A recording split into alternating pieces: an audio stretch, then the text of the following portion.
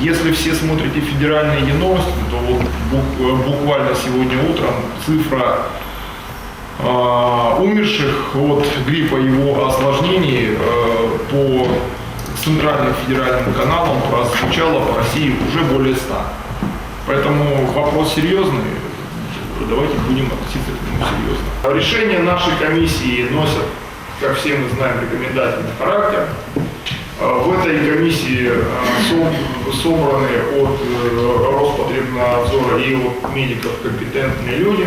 Они прекрасно понимают причинно-следственную связь между вирусом и между теми тяжелыми последствиями, которым грипп, вызванный вирусом H1N1, может привести. Поэтому, если, несмотря на рекомендации санитарной противоэпидемической комиссии, кто-то рискнет что-то проводить, и если, не дай бог, потом компетентные органы установят причинно-следственную связь какого несчастного случая, значит, отвечать будет организатор этого действия. Повторяю, все муниципальные концерты, там встречи, сборища мы отменяем. Это позиция руководства администрации. Эпидпорог заболеваемости ОРВИ превышен, куда входит и грипп, это для тех, кто не владеет медицинской терминологией, поясняю, превышен на 22,2%,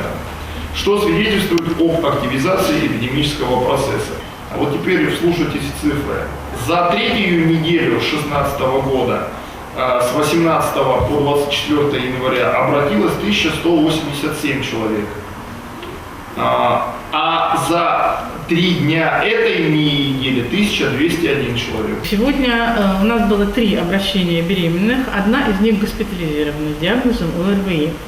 Госпитализирована женщина, которая была привита грипполом, поэтому состояние ее, в общем, на сегодняшний день стабильное. По коммерческим аптекам сегодня, в начале недели был Тамифлю, сегодня вот Тамифлю мы не нашли ни в одной коммерческой аптеке. Это один из противовирусных препаратов, который действует именно на вирус гриппа. Значит, и оксалиновая мазь, которая тоже широко рекламируется. Вот сегодня мы ее не нашли в коммерческой аптеке из тех, которых мы объездили. Все остальное, в принципе, во всех коммерческих аптеках в том или ином количестве другие противовирусные препараты имеются. Они, конечно, не в большом количестве, но они имеются. Приостановлено с сегодняшнего дня, значит, образовательный процесс в школе номер 18 с 28 по 3 февраля.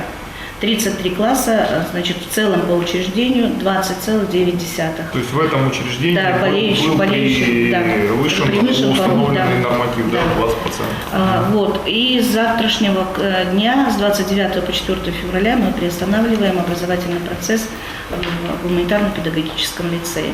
По школам у нас общая численность контингента 12 465 человек. Процент болеющих 9,2%. В принципе, оснований приостанавливать в целом образовательный процесс в школах по муниципалитету на сегодня нет. Вы согласны с этим? Да? Все. Тогда мы идем по тому пути, который определен в санитарных правилах. 20% выскочило, закрыли.